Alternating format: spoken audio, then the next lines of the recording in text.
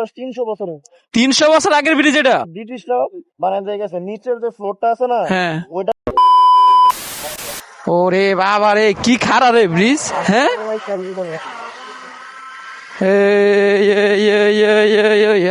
সর্বনাশ। মানে ব্রিজ তো এটা ম্যাচ শেষ। হাই হাই, কি ওই পিচি রাস্তা কেমন দৌড়াদৌড়ি করে। ব্রিজ এটা শেষ, ডেট ওভার। এটা আছে এমনি বাইচ্ছা। এটি মনে হয় প্রাচীন কালের যুদ্ধের আগের ব্রিজ।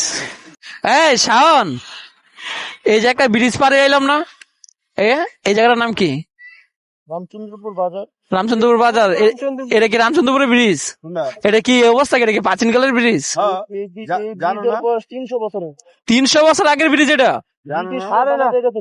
300 বছরের ব্রিজ। এটা ব্রিটিশরা বানায় দিয়ে গেছে। নিচের যে ফ্লোরটা আছে না, হ্যাঁ, ওইটা একমাত্র আছে আসলটার, বাকিগুলা সব বারবার বানায়। মানে ওই ফ্লোরটা রাখছে, বাকিগুলা রিপেয়ার করছে না? 300 বছরের পুরানো ব্রিজ। আর এটা তো উঁচা অনেক। ওটা না মুন্সিগঞ্জ যাইবে একটা স্টিল ব্রিজ হ্যাঁ। আছে। ওইটা আর পানি বেশি তো উঁচা। তখন তো এই জায়গাটা পানি থাকতো, ওটা হইতো পানি অনেক। পানিটার উপরে উঠতো এই ব্রিজের? তখন তো পানির লেভেল অনেক হাই হইতো। এই নিচে কারণে নৌকা যেত না ওই সময়।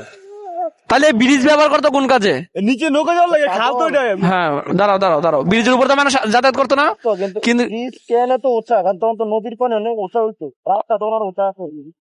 সর্বনাশ। এই বাজারের বয়স 400 বছর প্রায়। রামকৃষ্ণপুর বাজারের? রামচন্দ্রপুর বাজার রামচন্দ্রপুর বাজারের? 400 বছর। হাই হাই, কোন জায়গায় বলছি একবার ভাবছেন?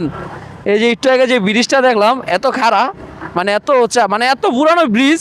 মানে এখন এটা ওর সাথে কথা বলে যেটা জানলাম, এটা নাকি প্রায় 300 বছর পুরানো ব্রিজ।